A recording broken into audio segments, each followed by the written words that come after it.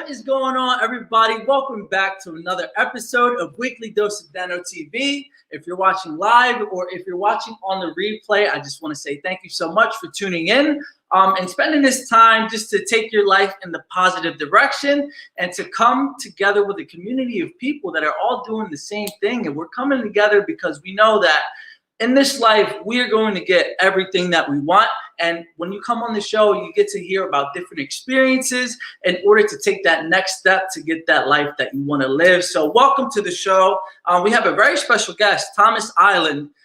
When I tell you that Tom is so super accomplished, I couldn't even believe his resume. I couldn't believe it when I read it, and I was just super shocked. I said, wow, we got to get you on the show, Tom.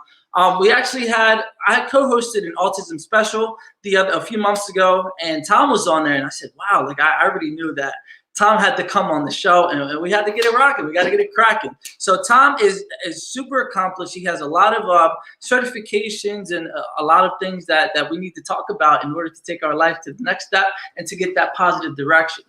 Now, before we get Tom on the show, I want to talk about two things really quick. First and foremost, if you got some positive news this week, or if you got anything that got you going, or a manifestation of yours came real and came to fruition, please drop something in the chat because I want to see my positivity posse right here in the building.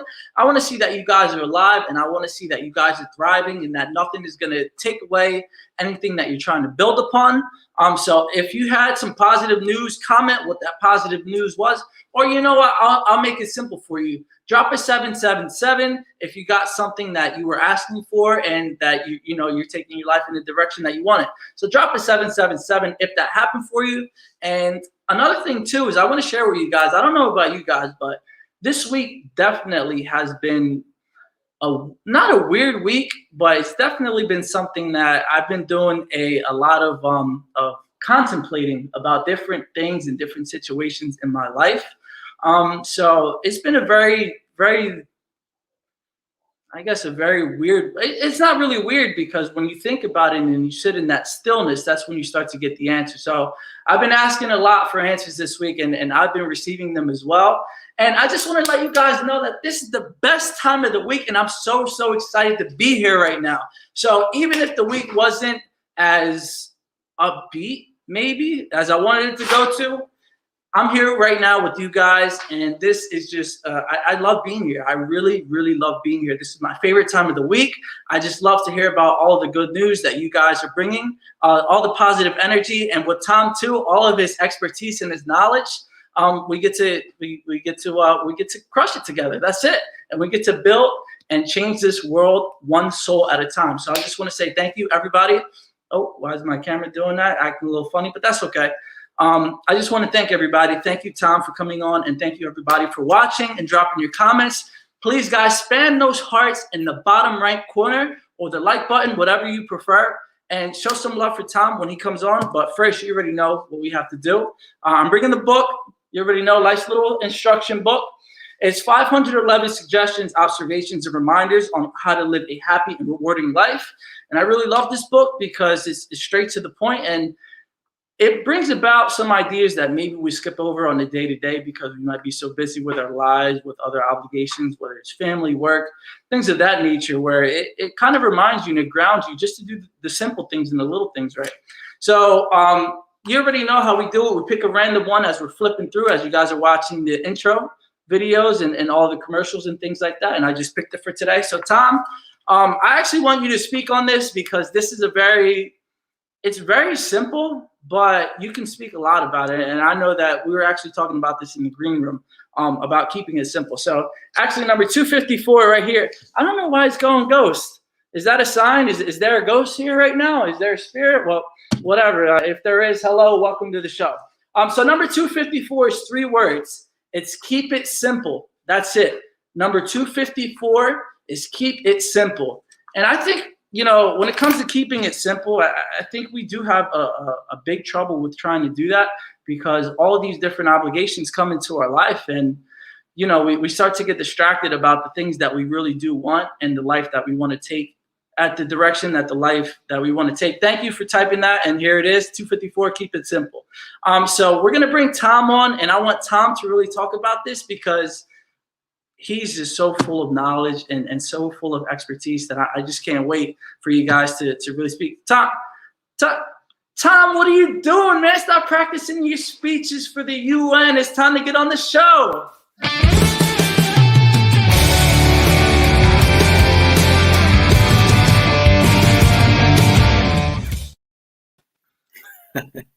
Tom, what's going on, brother? How are you doing today? Good, thank you. Thank you so much for having me, Dano. Oh yeah, this is really an honor to have you on the show. Thank you for accepting for today. And I know for today we're gonna just impact so many lives, and I just can't wait to hear about all the stuff that you've been through and all your information that you have to share with everybody. So Tom, before we get started with everything, I want you to really dive into this topic. Keep it simple. What's the importance of keeping it simple? Because there's a lot of information out there in the world today, and when all's said and done, you are the one that has to live your life every day, and you are the CEO of your life in a sense. You're the one that makes the decisions on who you keep around you, what you do with your life, and how you conduct yourself overall. So even though there are going to be media, people, situations that might attempt to make you something you're not, or have the potential to make you something you're not, answer to your own mind, heart, and spirit. Keeping things simple, and know that you know what's best for you when all is said and done. I love that. I love that so much. And, you know, he just gave you guys a really big key about the stuff that maybe you never even heard about before. When it comes to relationships, the media that you consume, the experiences that you experience, that you go through, all of this stuff really stays with you, and it hits your subconscious mind as well. So make sure you're monitoring who you have around in your life and what stuff that you're consuming, whether it's your diet, literally what your body's consuming, or your mind, heart, soul, spirit, whatever, and that too. Just make sure you keep an eye out for that. So Tom, what if there's somebody watching this right now, right? And they have a group of friends that they don't really want to be around anymore, and they kind of came to that realization. What advice would you give to them? Well, when I was younger, I thought that once I'm friends with somebody, I'm going to be friends with them until the day I die or that they die. And I found out over the years going through school, like from junior high to high school to college, that people do come and go from your lives. And not necessarily that there's anything wrong with that, but we are all on our own journeys, and some of us will grow faster or to other places than other people do. And we're all on our own paths. And I've realized that it's actually been a good thing that I've let some people go, or some people have left my life, because it made room for better people that improved my quality of life. And these were people that accepted and loved me for who I am, instead of me having to be someone else that I'm not. So it's okay if some people do leave your life, because there are better people that are going to take their place. I love that. And it's just all the stuff that we talk about on the show. And thank you for confirming it. You know, with all of your life experiences, you've been on the other side of the country. You're in California and I'm in New Jersey. So just the fact that we're saying the same things, listen up, is confirmation. Okay. So Tom, we're going to put all that to the side right now, and we're really going to take a look into your life and all of the, the challenges and successes that you've had. So I know that at the age of 13 for you, you were diagnosed with autism. Would you be able to take us through that day, and what emotions were you feeling? Were you happy? Were you sad? What was going on? So there were definitely signs that I was on the autism spectrum from a younger age than 13. So, like, for instance, I would line up my toys, I'd watch movies and TV and repeat the lines from those shows in conversation. We call it video talk in my family. And my aunt, it's my mother's sister, was the autism specialist for the state of Illinois, and actually took me for an informal screening without my mother's knowledge. And at the time, this was in the mid-'80s, it showed I didn't have autism, or at least the diagnostic criteria said so. But in the mid-'90s, the diagnostic criteria changed and I fit the profile. And what happened one day was my younger brother and sister, they were getting calls from their friends looking to hang out after school or on the weekends. I asked my mother, Mom, why doesn't the phone ever ring for me? And she had to think really quickly on her toes. She could have said, you don't have any friends or you don't know how to make friends. But she explained to me that you're still learning how to make friends. And that was when she sat me down at the kitchen table, and my father came in as well. And they proceeded to tell me that I have a pattern of differences and asked if I wanted to know what that pattern was called. And I'm like, no, I don't want to know that. So I stormed off to my room and slammed the door. I was sad. I was devastated at the idea that I was different or that my brain could be broken. Mm-hmm. And what helped me emerge from the darkness in that sense was I had a hero in my life and still kind of look up to this hero. It's Batman. And I figured Batman would find a way to make the most of a bad situation. He would use his mind to face his fears. He would find a way to overcome what he was facing. So I emerged from my room and asked my mom, okay, Mom, what's this pattern called? So it actually was a little bit of a sense of relief because some answers were finally given to me. I still had a lot of questions, but there were finally some answers. And most importantly, and if there are any parents on this call that might have a child with a disability or a diagnosis they're not sure about telling them, there will come a time where you will have to have this conversation. And it's going to be imperative and set the tone really for the rest of their lives, because my parents let me know, even though I have this diagnosis, that my parents would love me no matter what. And that was huge because I couldn't accept my diagnosis until I knew my parents had, that they would still love me unconditionally. So from then on, they wouldn't stop fighting for me. And I realized I'm worth fighting for. I'm going to start fighting for myself. Wow, that is so amazing that you have parents that were able to support you even through your most troubling times. And you know what you thought were your most troubling times, but I bet now that you embrace it and you're an advocate for it now. So that's amazing that you have that support system. So everybody watching right now, if you know somebody, if you know a parent and maybe their child has it or maybe on the fence, just give them the love and support that they need. And I'm going to take it in this direction too, even if they don't have that diagnosis, or even if they're just, they seem to be, going through the regular patterns that everybody else has, still give them the love and attention they deserve. All right. So Tom, I want to fast forward a little bit. So you told me that you went to college, and did you get a degree in accounting? So right around the time I got diagnosed, I knew I was good with numbers and loved Star Wars. So I made it my goal in life to be George Lucas's accountant.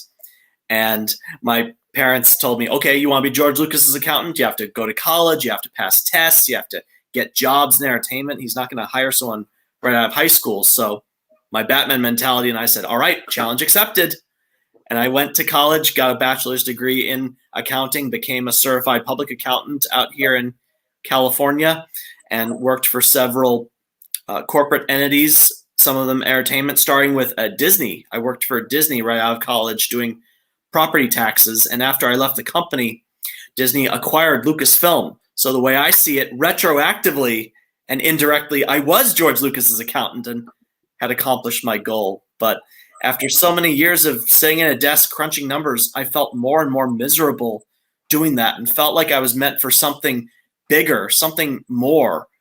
And about 5.5 years ago, I took a big leap of faith and put in my 2 weeks at my last accounting job.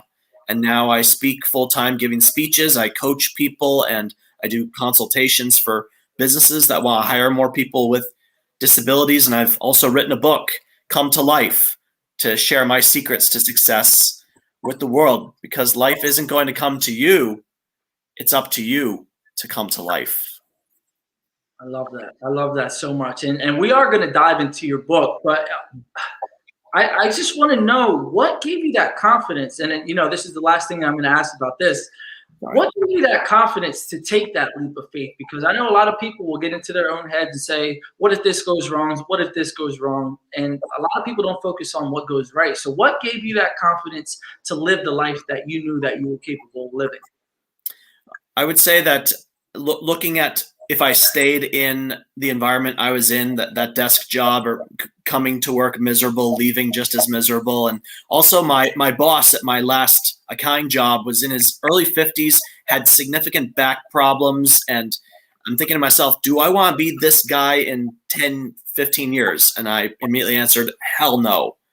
I'm getting away from this environment. So I think it was really taking the time to look around. And yes, I was making money, I think more than my dad at one point, and I had the benefits and health insurance and all that stuff. But when all is said and done, no benefits or health insurance would pay for such unhappiness or a poor quality of life. I had to find what was really making my heart sing and what would give my life a sense of purpose. So that's what I got away from and embraced after I left accounting.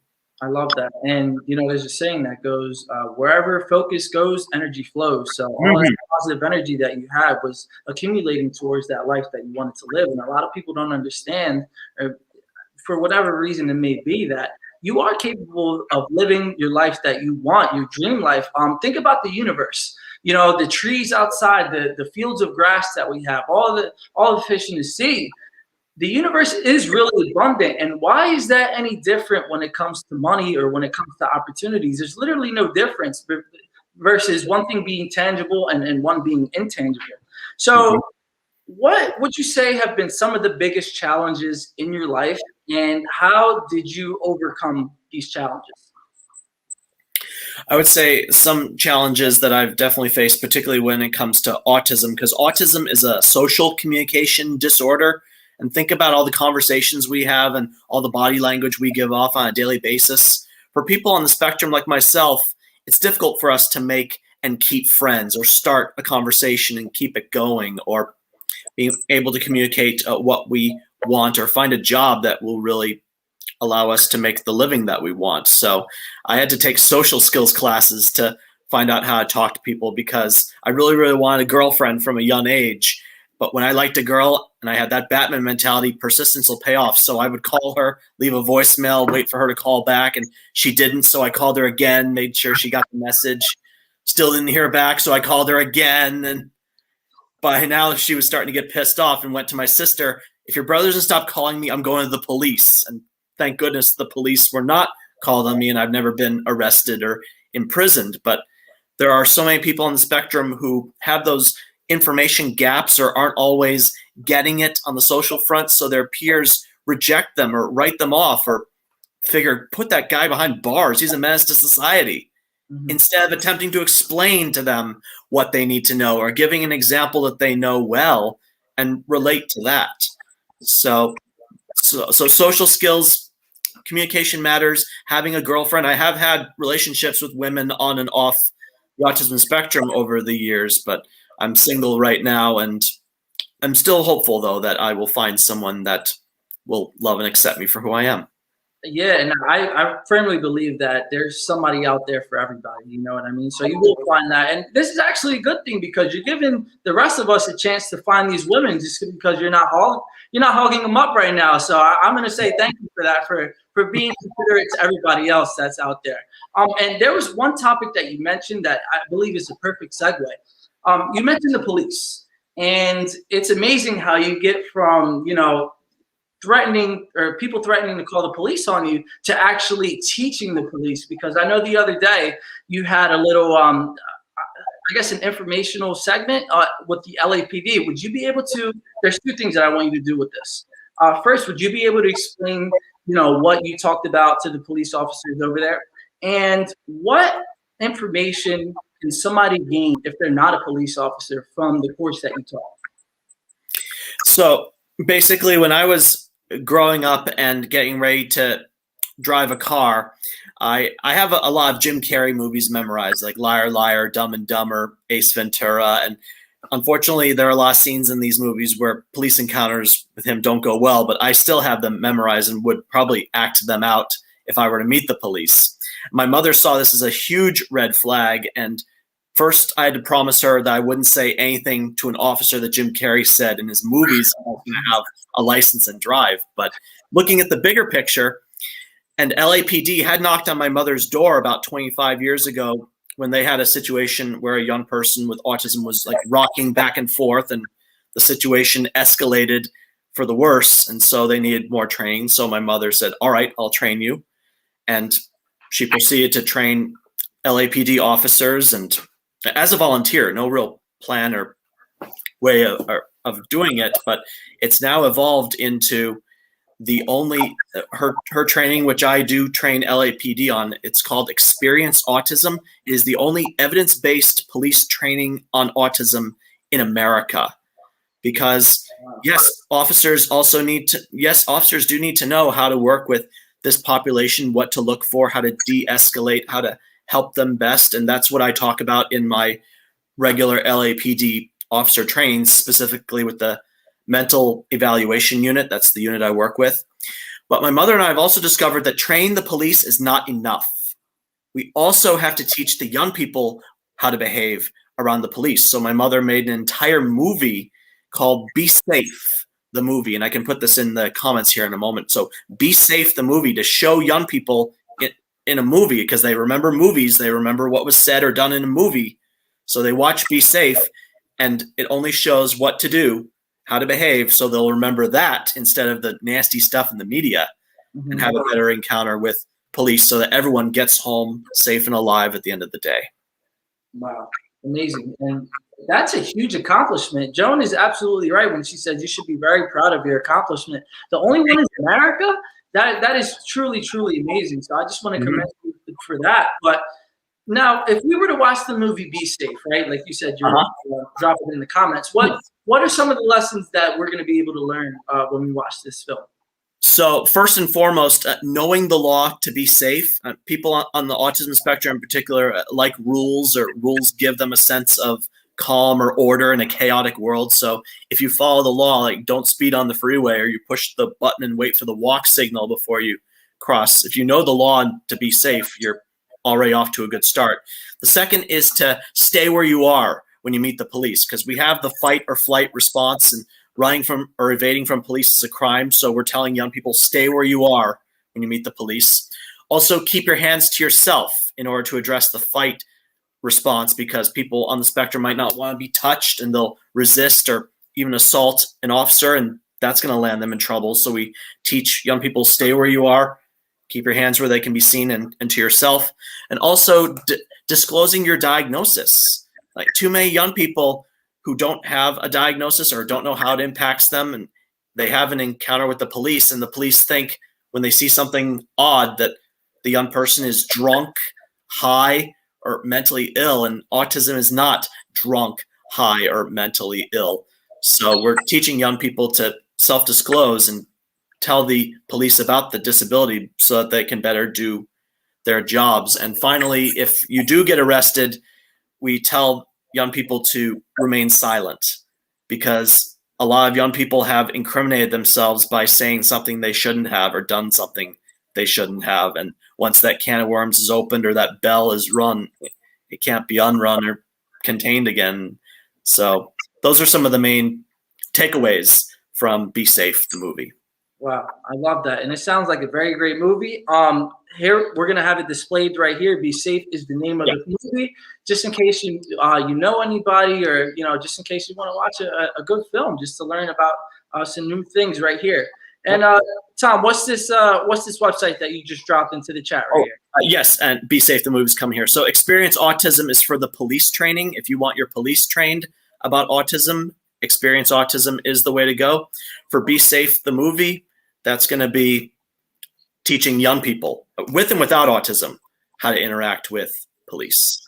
Amazing, amazing, amazing stuff. Tom, just thank you so much for all of the great work that you've been doing. I mean, you really hit a home run. You really knocked it out of the park. And so right now we're coming towards the half-hour mark. So we're just going to play a few commercials really quick, a few words from our sponsors, and then we'll be right back. But when we come back, there's so many things that you've accomplished, and I really want you to dive deep into them. One of the things being your TEDx talk, another thing being speaking at the United Nations, and I also believe that you helped with a movie set, right? A television show set on Netflix, correct? I have. There's the TV series on Netflix called Atypical, and they're in their final season coming up next month. I was an on-set consultant for that show about 2 years ago. Wow. And that's amazing. So we're just going to take a quick word. We're going to hear a quick word from our sponsors, and Tom is going to talk about everything that we just mentioned. So don't go anywhere. If you know anybody that might need this information, don't be afraid to share it. And also spam those like and the love buttons for Tom, because he's on the show today. And we really have an incredible, incredible man here today. So you guys better be spamming those like buttons. If not, there's going to be consequences. But first, here's a word from our sponsors, and we'll be right back.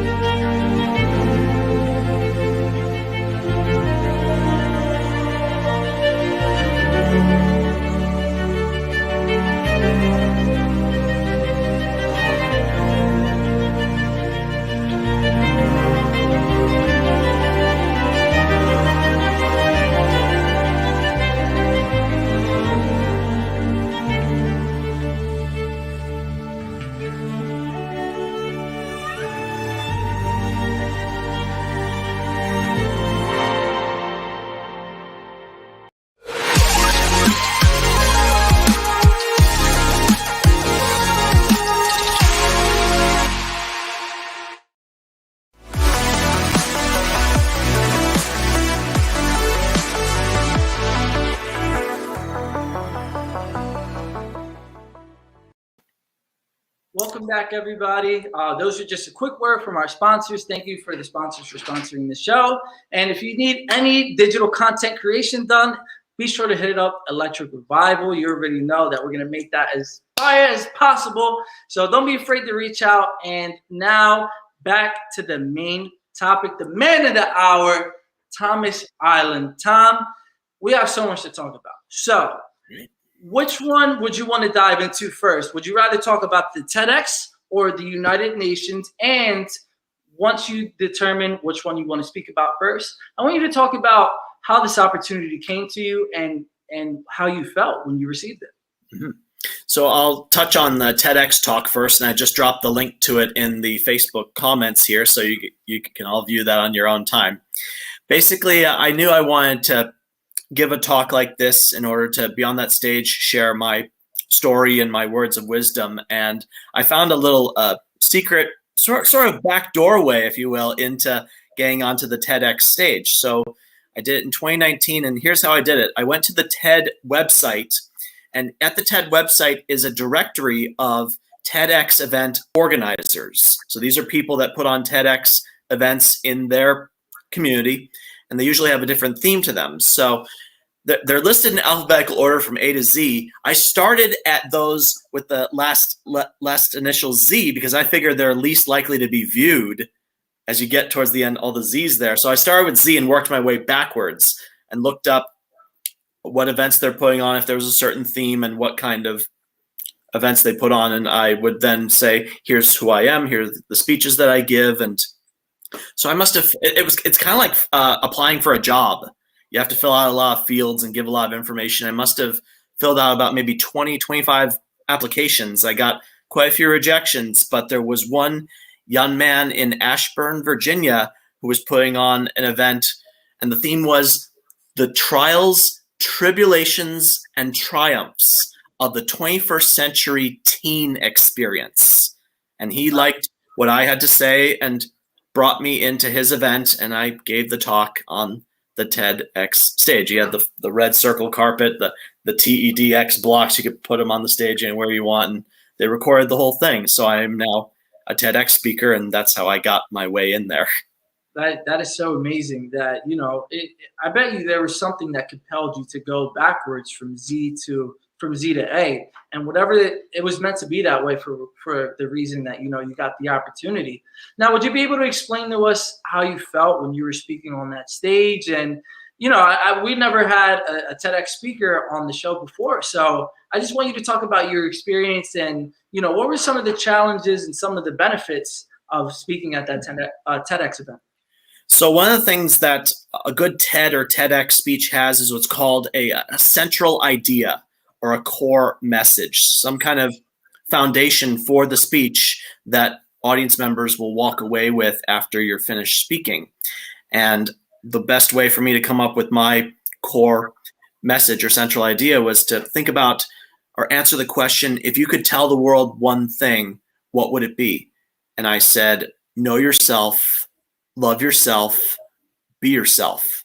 It's a mantra that I created, and it's the basis for my book, Come to Life, and is really my message to my peers on and off the spectrum. Know yourself, love yourself, be yourself. So I had stories, because TEDx speakers and TED speakers, they tell a lot of good stories and have really valid points and make the audience laugh or maybe tear up a little bit during those stories. So by setting up that foundation, and thank you, Jeanette, for putting that mantra into the comments there, by setting up that foundation and having some good support for each of those three elements, I was able to compile my TEDx talk.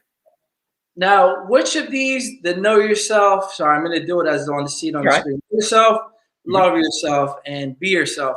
Which one is the first step to taking that step in the positive direction that you want to see your life go? And it's in that order. So you start with knowing yourself, because as Aristotle once said, knowing yourself is the beginning of all wisdom. And I think during our green room chat, you said, we don't know what we don't know. So by beginning with who we are, looking on the inside, figuring out what we like, what we don't like, or who we are as a person, in the case of a diagnosis, knowing about that diagnosis and how it affects you positively as well as constructively, that sets the tone for what comes next, which is about loving yourself, because there are people who get a diagnosis but hate themselves for it or aren't interested in accepting it. Like, no, I don't have autism. That's a bunch of BS. But realizing it's okay to have a diagnosis. I think back in the day, and it's starting to wear off a little bit, we're starting to ease up on some of the stigma associated with diagnoses. Like it's a shame to have a diagnosis. No, we have to be more accepting and embrace diversity and inclusion, so that way we can start to be who we want to be. And that is the final step, which is being yourself. Because I don't know about you, but at least when I was younger, I didn't really like change. And I also didn't like people attempting to change me. Mm-hmm. And this happens a lot in the autism community. Like, that behavior is bad, you have to do this instead. And there have been therapies, there have been services and situations that have caused people on the spectrum to lose their sense of self and not be their authentic selves. And before you know it, when you're living a life that's not yours, that's where the depression and the anxiety and the rejection and the unhappiness gets worse.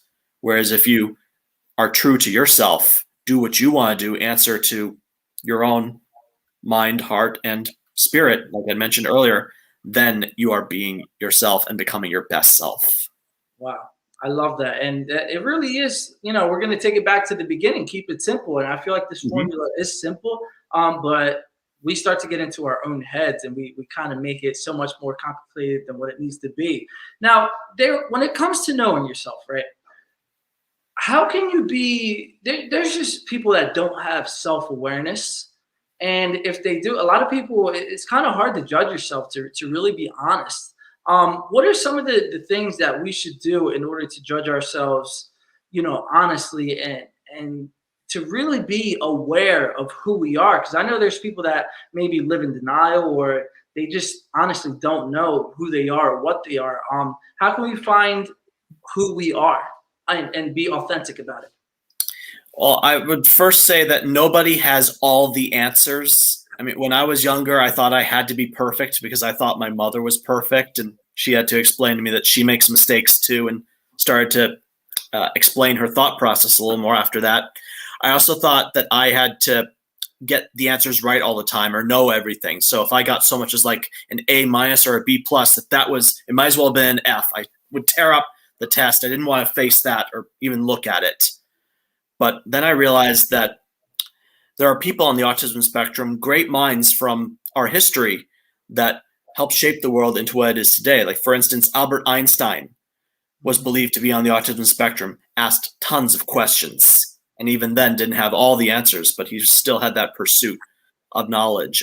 Thomas Jefferson, the third president of the United States, Mozart, all these big figures. And even today, we've got a lot of big names like Dan Aykroyd, the actor, Anthony Hopkins, Elon Musk of Tesla and SpaceX just recently said he has autism. Even Bill Gates might be on the autism spectrum.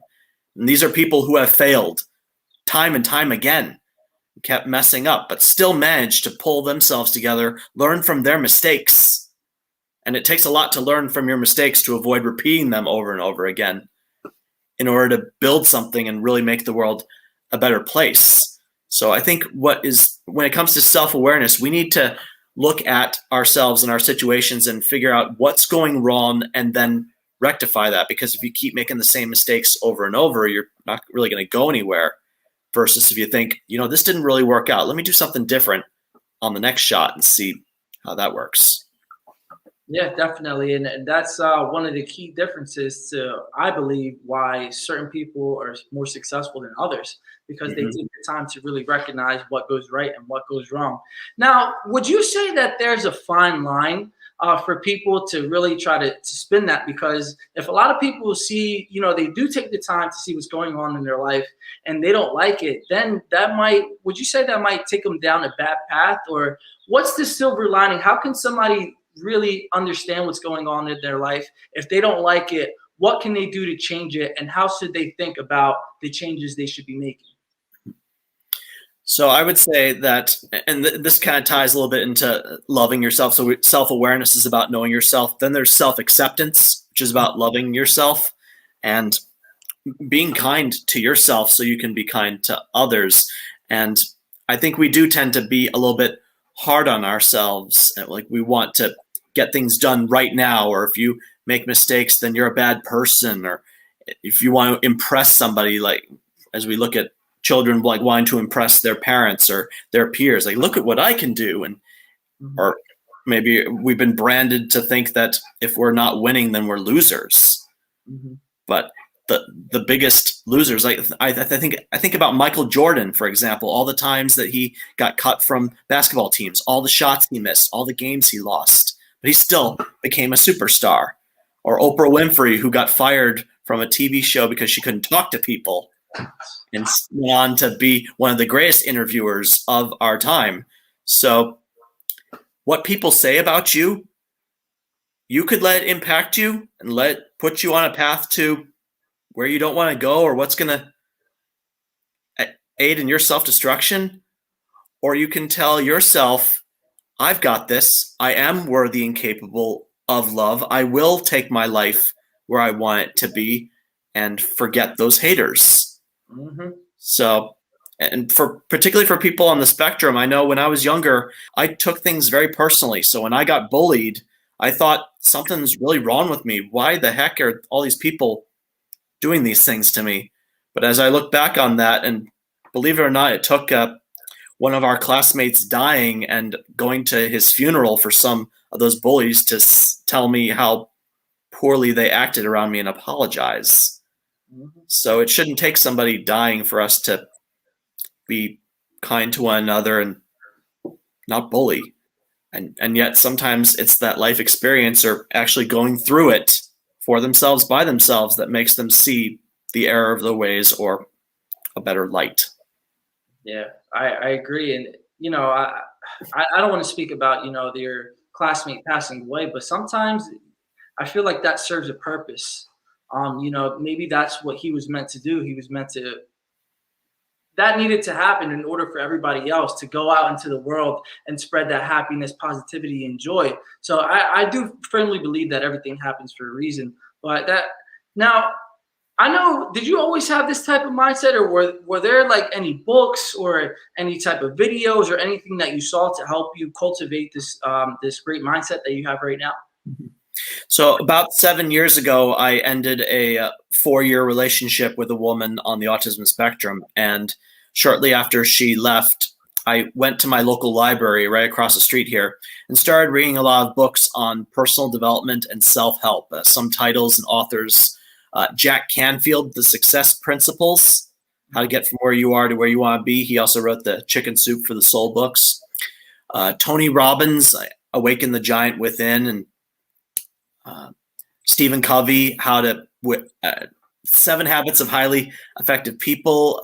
Dale Carnegie, How to Win Friends and Influence People. And John Gray, Men Are From Mars, Women Are From Venus. I think those were definitely some of the books that were very eye-opening and helped me adjust my attitude and my outlook on life. Wow, and that's amazing. I really do believe that reading is a lost art, and there's a lot of stuff that you can learn from a freaking book that you're not going to learn from social media, that you're not going to learn from a movie. So it's really important. I think those are number one, without a question, something that everybody needs to do. Like, a lot of people like to read Harry Potter. A lot of people like to read fantasy fiction and stuff like that. But to me, it's just like, if it's not benefiting, like if you get some sort of entertainment from that, then, that's okay. Then that's for you. But I couldn't possibly sit there and imagine reading a book that's not going to help me in my everyday life. And it's just like, well, ultimately, what's the point? Like, you're being entertained, yes, but I just feel like there's kind of smoke and mirrors to what you need to do in order to accomplish that. And it's interesting you mentioned that, because in the autism community in particular, reading comprehension can be an area of difficulty, because some people on the autism spectrum have special interests. Like, they'll read every book they can about Star Wars or whatever pertains to their special interest. But in classroom reading, we often read books in order to learn an important historical lesson, or to explore a social or some kind of concept that impacted our world at the time.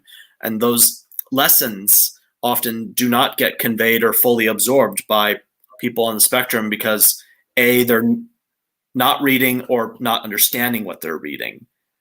So, like, for instance, I didn't know the meaning of, and vocabulary gaps exist too. Like, I didn't know the meaning of conservative when I was in college, and that was like a big red flag. And I had to take tutoring in order to learn how to write a 5-paragraph essay if I was going to pass an upper division writing proficiency exam. So people on the spectrum need more guidance and more teaching as to understanding what they read, and the symbolism, the foreshadowing, the irony, the abstract concepts behind what stories are conveying. Yeah, and I'm so happy that you're able to take that, you want to bridge the gap from the misunderstood to what we do know about, both sides, for people that, aren't living with autism to the people that are living with it. It's amazing. And it's a hard thing to tackle, but if we don't have people like you in this world, then who's going to be able to do it? And that is kind of the perfect segue into the next point that I want to talk about is, when you went to go speak at the United Nations, would you be able to tell us how you got that opportunity, what you spoke about, and how that experience went for you? So I connected with a woman who runs Autism Knows No Borders, and she's based in New York, and she was in Venice, California, and I asked her, do you want to meet for coffee? And she said yes. So we met in person, and she also has a little bit of influence into what speakers go to the United Nations on April 2nd of each year, which is World Autism Awareness and Acceptance Day. And so she put my name forward, and every year there's a particular theme to the United Nations talk. And this particular theme where I first spoke had to do with communication and tools that encourage or increase communication. So my mother and I went there and talked about Be Safe as a what's called video modeling curriculum, where movies and having scenes is a way of learning for people on the spectrum, even if they may not be able to speak. And it's why it's so essential that our young people receive training and instruction on how to interact with law enforcement. So that was the first time I talked, and I met a few people that day, April 2019. So about 4 months later, I got contacted by the United Nations and saying, we're having an International Day of Persons with Disabilities in December, and we're talking about employment. Can you come speak then? And I said, sure. So I went back. So over the span of 8 months, I spoke there twice. And the second time I spoke about my employment experiences, about being hired and fired, and what ultimately I discovered I belong out telling my story and encouraging people instead of working at a desk. But I think too many people on the spectrum, because of their social communication difficulties, cannot get through an interview or communicate how they can thrive, what they can offer an organization. So the HR recruiters are like, yeah, next. But there's so much that people on the spectrum are capable of when they are put in the right environments and given the opportunity to shine, versus being written off because they can't speak the way someone expects them to speak. Mm-hmm. And that's why my mother and I are working to chip away at the over 90% unemployment or underemployment rate in people on the spectrum. Over 90% of people on the spectrum have no jobs or aren't working enough hours to make ends meet because of their lack of experience or how their diagnosis impacts them. Wow. And I know from the two autism specials that I co-hosted, I knew it was a big topic, but I didn't know it was over 90%. That's really a serious issue. Is this one of the things that inspired you to write your book, Come to Life? Very much so. And because after the mantra, know yourself, love yourself, be yourself, my mother and I, we wrote it together. My mother and I, we talk about finding your niche, like where you fit right in, like what kind of job or line of work is a good fit for you and what can make you thrive. And also finding your voice, because you have to request accommodations in the workplace sometimes, or in college, like maybe you need more time on a test or someone to take notes for you. And these accommodations, particularly in a workplace, are part of the Americans with Disabilities Act. So if you're hired and you show you're otherwise qualified for a job, you would be entitled to these accommodations. So you need to approach an employer or say, this would help me do my job better. And not that the employer has to move mountains just for the one person, but make it so that everyone can work in harmony and accomplish what the organization is intending. But unfortunately, a lot of people on the spectrum are not having the opportunity to get accommodations, or if they disclose, they may not get the job, but HR can't say you didn't get hired because you said you have autism. They can't do that. Mm-hmm. But really, there's so many opportunities, so many positions that people on the spectrum can fill when they are given the opportunity to do so. So I want to encourage employers out there to see less of the problems and the perils and more of the potential and the possibilities of hiring someone on the spectrum and improving your organizations for the better. I love that. I love that so much. And I'm also even going to take it even to a broader sense too. Even with people that are watching this right now, when they go to try to make a decision to try to better their life and take their step in the right direction, don't look at the perils, like exactly like you said, look at the possibilities and the opportunities. But thank you for, that's something that you brought to my attention. I had no idea about. And now if there's, what can somebody somebody like myself, what can I do in order to help the cause? I would say if you know someone who might want to hire someone on the spectrum, or if maybe you think of someone who really fits the bill, and looking for the best way to phrase this, I think that basically people on the spectrum are capable of so much more than we give them credit for, and they're looking for that chance, that one person to say, or to go to bat for them in some cases, that they have something to offer so that they can get the foot in the door, or the interview or the job opportunity, for someone to give them that opportunity to experience what it's like. Because one of the concepts we talk about and come to life is explore, experience, evolve. Explore, experience, evolve, by letting people see what their options are. Or maybe if you want to help the cause, show this young person what's available to them that they might like. And then they can get their feet wet or their hands dirty by experiencing it and describing, or discovering, I should say, what's good, what's working, and what's not working. And then they can make better decisions and evolve, go towards what's working for them, and live a life that is of higher quality versus doing things that's not working for them. So the more you can assist in that exploration, that experience, and that evolution of people on the autism spectrum, I think that would be the best impact you can make. Wow. And for everybody watching this, if you need to watch that again, then always come back to the episode, because this is stuff that affects people every day. Whether it's the companies, if they don't have enough employees, then they can go to find, people with autism to fill those gaps. And if it's people that are with autism looking for jobs, you can help them in any way. And I firmly believe that all the energy that you throw out there is exactly what you achieve. Or sorry, what you reap is what you sow. Yes. Yeah, exactly. So, what you sow. Yep. Yeah. So now, wow, that is. I just feel like all this time that I've been doing, research with the autism and been speaking with people with autism, I didn't know that it was such a big problem. Now, wow. I just feel bad, you know what I mean? Because I've been working with all these people and been talking to them, and now I know. So now I know what I know. So now we're going to take this forward, and we're going to go, and we're going to change the world, Tom. Now, Tom, we only have a few minutes left. So you talked about this earlier, but I want you to hit the point home again. If there's somebody that's watching this right now, right, and they're in their deepest, darkest times, what is the one thing that you want them to take away from this entire conversation, interview, whatever you want to call it, the show? What do you want them to take away from everything that we've talked about for today? Something I've learned, particularly after the self-help and personal development books I've read, is that you have a choice. You can live an ordinary life, or you can live an extraordinary life.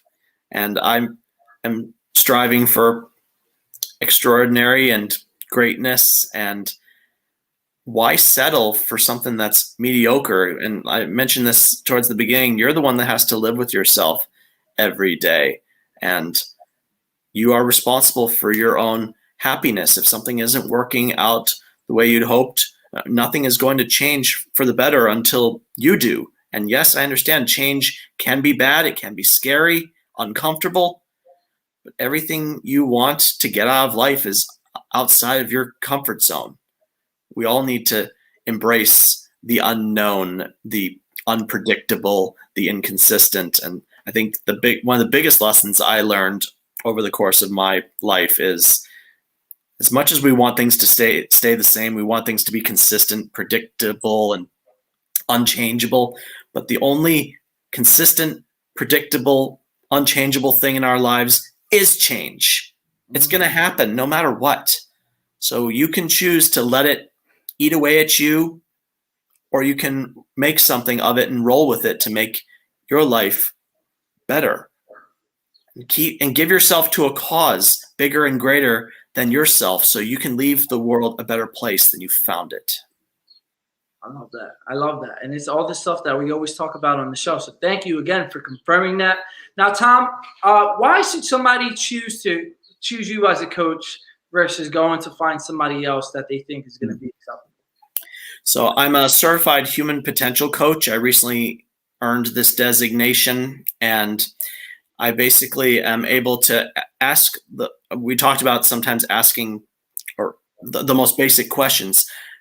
By asking those questions or thinking about what's inside of us, we have the answers. It's just a matter of unlocking them. So when I meet with you, you and I can sit down and we'll have a little conversation, and I can help you see something that maybe you didn't see before, or you want to get to this place or this particular point in time. Let's see where you are, where you want to go, and get like a roadmap, if you will, to get you from A to B. And a lot of times parents will say to their kids, this guy is making something of his life, go see him. But when all is said and done, you're the one that has to be willing and able and ready to make that change. So if you feel willing, able, and ready to take your life to the next level or one up yourself or see what else is out there for you, I am your guy. Amazing. Amazing. So you guys heard it here first. You heard it from Tom himself. If you guys want to take that step, and once you're ready to take that step, contact Tom because he is the man. And I just wanted to say that everybody watching this today, please don't be afraid of change, because change is the only thing that's really constant in our life, exactly like you just said. And it's one of the things that we need in order to get out of our comfort zone. And when we have those new experiences in our life, we can see what we could take on and what we might learn something new about ourselves, the type of things that we can take on, the type of knowledge that we already know, the type of people that we can connect with that you may think are all the way up here, but really you guys have the same mind, and you can really connect, and the power of networking will take itself from there, and you can really grow to live that life that you really want to live. So I just want to say, Tom, man, thank you so much for spending all of your time today, for an hour of your time, and all of your expertise, and really helping out and helping the world make a better place, man. And thank you for everybody for watching as well.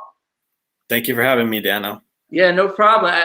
This was a great episode, and this hour really flew by. And I know I say that like for some weeks, but I really do feel that way today. And I know that we helped somebody today. And I just want to say thank you, everybody, for watching. Thank you, Tom, for your time today. Don't be afraid to share this message, because it might be somebody in your life that you may not know needs it. So once you share it, you'll be able to pay it forward. And once you're giving out into the universe, you can receive that much. It'll be exponentially brought back to you in ways that you never even imagined before. So thank you, everybody, for spending the time today. Come back next week for the next episode of Weekly Dose of Dano. We have a great guest, and I can't wait to see you guys next week. Go into this weekend with an open mind, open heart, and see what could happen to you, and think about, the miracles that can happen every day, because your life can change like that. So thank you, everybody, so much for everything. Tom, I really do appreciate it. Any last words before we go? Let me reemphasize that life doesn't come to you. It's up to you to come to life. So be that change that you want to see in yourself and the world. Go get it. I love it. Let's go get it. We're going to go into this weekend and get after it. My God. Thank you, everybody. I'll see you next week for another episode of Weekly Dose of Dano. And thank you all so much from the bottom of my heart. I really do appreciate it. Have a great weekend, everybody. Thank you.